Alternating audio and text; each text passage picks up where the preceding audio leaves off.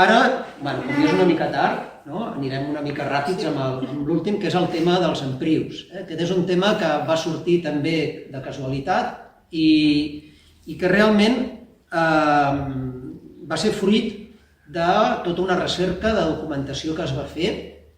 Es va acompanyar de diferents documents públics, privats, que en principi indiquen, però acrediten, que els terrenys on està construïda la central i també una altra finca, els terrenys on està construïda la central, penseu que actualment és del Veciana, però també de Biesgo, perquè no ha aconseguit segregar una part dels terrenys que és on està l'abocador de cendres i escòries.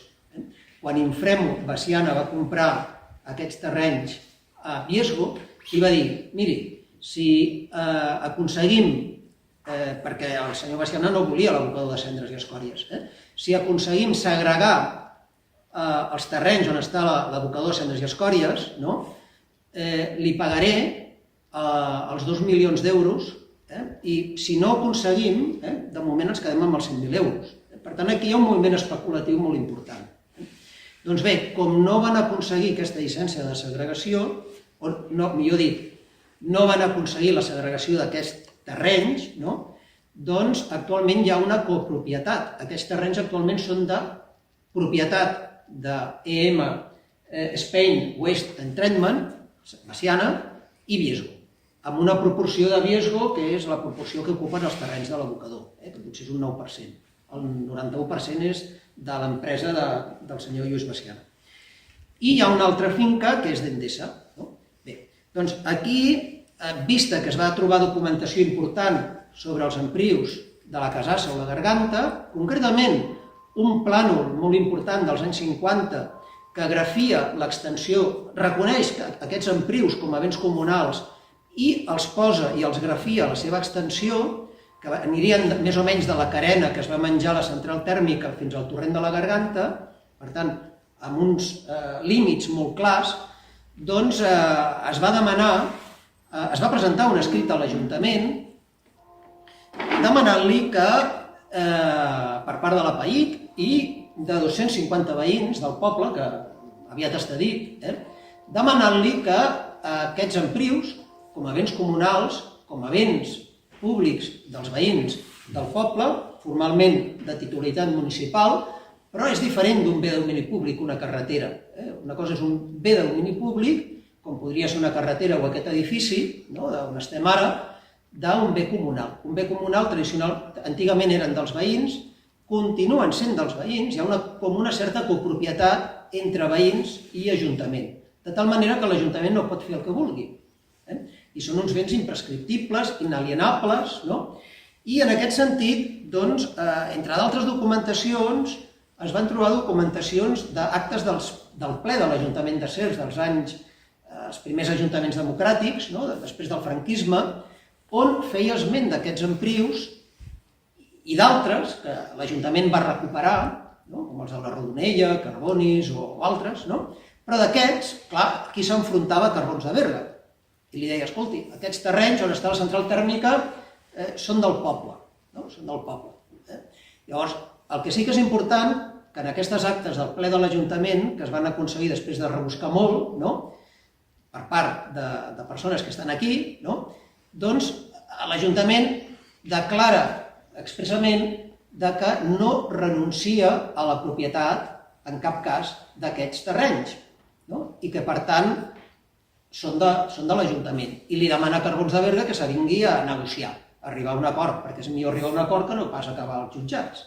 Però bueno, va quedar aquí, ja no es va fer més. Però aquests documents són molt importants, perquè constaten per part de l'Ajuntament que són emprius, que són béns comunals, que són de titularitat de l'Ajuntament i que l'Ajuntament no ha renunciat mai a ells. Vist això, doncs, la PAIC, com us dic, i 250 veïns van presentar una sol·licitud, un escrit a l'Ajuntament, concretament al juny, al maig, a la PAIC, a la plataforma, i al juny, als 250 veïns, demanant-li a l'Ajuntament que recuperés aquests terrenys, que són seus, i dels veïns. I que no només això, sinó que els inscrivís en l'inventari de béns municipals. Això són obligacions que té l'Ajuntament d'acord amb la normativa de patrimoni dels béns públics, que els determinés clarament, que també els inscriguís en el registre de la propietat, perquè en el registre de propietat no està clar tampoc el tema, o sigui que, i que procedís al desnonament. L'Ajuntament es van presentar a l'estiu del 2021, com us he dit, maig i juny, i no és fins a l'abril del 2021, bastant més tard, bastant molts mesos més tard, que l'Ajuntament desestima aquesta sol·licitud i diu que no. El més sorprenent de tot plegat és que no tenen per què donar-te la raó, però el problema és quan no donen la raó, entenem, sense cap mena de fonament, perquè l'Ajuntament va encarregar un informe a l'arxiver, em sembla, del Consell Comarcal, i aquest arxiver diu aquests terrenys segur que van ser en prius, però després no queda clar. Però al final l'important és les conclusions. Què diu al final aquest informe? En base al qual l'Ajuntament ha decidit desestimar la sol·licitud de la plataforma i dels 250 veïns que reclamen que aquests béns, aquests terrenys són seus també. Aquest informe al final diu, miri, hem seguit un criteri del mínim esforç documental per aconseguir el màxim d'informació, però caldria continuar investigant. Llavors no s'entén que l'Ajuntament, si l'informe que ha encarregat li diu que ha de continuar investigant, digui, no investigo més i desestimo la sol·licitud. Això què ha fet? Ha comportat que la plataforma i alguns veïns hagin posat un contenciós contra aquesta passivitat i negligència de l'Ajuntament en recuperar béns comunals, béns que són seus, però també dels veïns. I, en tot cas, si vols comentar, però molt ràpidament. No, molt ràpidament.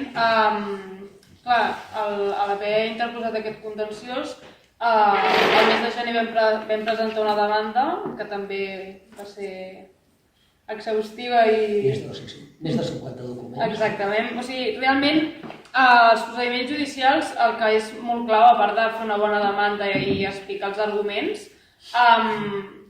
la prova que tu proposes, ja siguin documents o testimonis, el que sigui, és molt important i molt clau en els procediments. Doncs en aquest cas vam presentar una demanda i vam aportar, crec que eren 52 documents. I realment la demanda, o sigui, estructura i dona constància de com queda acreditat l'existència d'aquests emprius de la Casassa de la Garganta amb tots aquests documents, ja siguin actes de l'Ajuntament, ja siguin les descripcions registrals del registre de la propietat, declaracions notarials, un plànol de la pròpia empresa on constaven els emprius i una mica els arguments que escrivits a la demanda eren explicar la naturalesa jurídica d'aquests béns, que són béns comunals, aquesta titularitat compartida que comentava l'Àlex i sobretot que els béns comunals són per l'ús i gaudi dels veïns, no? I per tant no té cap sentit que no sigui així. Nosaltres hem presentat la demanda, fa un parell de mesos vam rebre la contesta de l'Ajuntament i ara veurem a veure si practiquem la prova i com evoluciona tot plegat. També vam demanar una mesura cautelar per inscriure aquest recurs contenciós administratiu en el registre de la propietat. De moment ens l'han desestimat, però hem interposat un recurs d'apel·lació i ara serà el TSJ que decideixi què fa amb aquest tema. I de moment estem en aquest punt. Sí, jo dic simplement aquí, en relació a la resposta de l'Ajuntament en el pleit contenciós administratiu, bàsicament insistint, fent cas omís, oblidant, ignorant el que l'informe que havia encarregat li havia dit, que havia de continuar investigant. Agafa les parts de l'informe que més li interessen, no? Sí, però les conclusions que són el que val al final, d'això se n'oblida, no? Bé. També vam comentar que a l'informe també crec que comet un error el propi arxiver perquè parla dels emprius dels terrenys de la Garganta, no? Com si fos diferents dels emprius de la Casassa. I nosaltres el que defensem també és que són els emprius de la Casassa o Garganta, és a dir, que són els mateixos. I per tant, si ell parla d'uns emprius en els terrenys de la Font de la Garganta, són aquests mateixos emprius i per tant el propi arxiver està manifestant que hi eren, que existien. Per tant, doncs, insistir una mica en això. Sí, amb això dels emprius, ja per acabar, 30 segons, no? És curiós que quan jo no sabia que eren els emprius, o sigui, quan van dir per aquí que eren emprius, no en tenia ni idea. Va ser també parlant amb un catedràtic emèrit ja de dret civil català, que ens va enviar una de referències sobre els emprius increïble, i després els emprius van apareixent per tot arreu. Ella és de Sabadell i de cop i volta per un carrer on havia passat sempre posa carrer dels emprius béns comunals. O, per exemple, amb un col·lega de la facultat, un professor, que em comenta que també en els terrenys on hi ha el santuari de Núria són béns comunals i que l'Església els ha apropiat, llevat del santuari. I l'última cosa és el de Hard Rock. Allà baix a Reus vam tenir una reunió perquè es veu que els terrenys, o bona part dels terrenys on es vol fer, el nom que té és emprius. Això no vol dir res, però és un indici que vés a saber. Vés estirant fil, és molt difícil, perquè són realitats molt consolidades, però vés fent.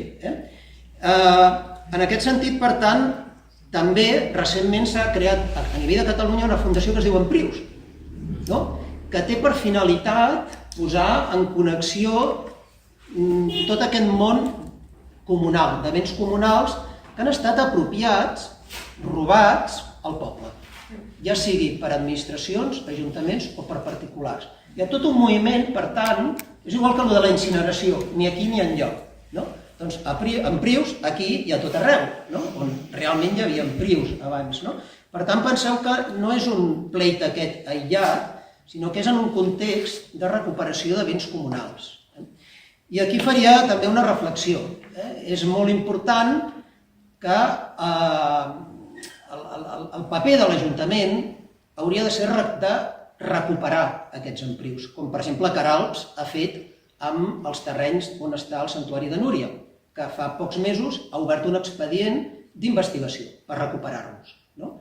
És molt diferent que l'Ajuntament actuï per defensar i recuperar aquests béns comunals que no pas que ho hagi de fer una plataforma on ens qüestionen que quin interès té, la capacitat econòmica és menor, etc. Per tant, el tema clau per recuperar aquests terrenys als veïns del poble seria que l'Ajuntament fes el que ha de fer, que és exercir les seves obligacions previstes en la normativa de patrimoni de béns públics, de recuperar-los, d'inventariar-los en l'inventari de béns municipals, d'atermenar-los, i llavors seria molt diferent, seria l'empresa contra l'Ajuntament.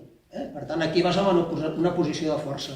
I l'últim seria també, i si són terrenys comunals, l'Ajuntament no pot fer el que vulgui, perquè per qualsevol ús que s'hagi de fer, cal, aquí sí, consultar els veïns. Això també, el que no siguin béns comunals, facilita prescindir dels veïns.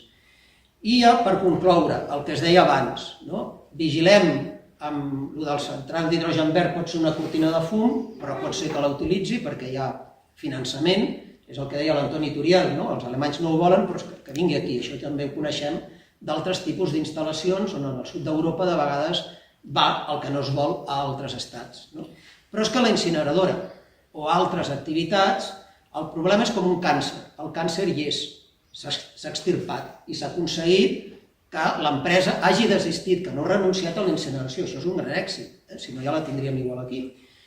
Però és que la incineradora és possible, i és possible perquè en el POU encara està previst. Per tant, el que caldria seria modificar el POU per excloure determinats usos perniciosos i perillosos.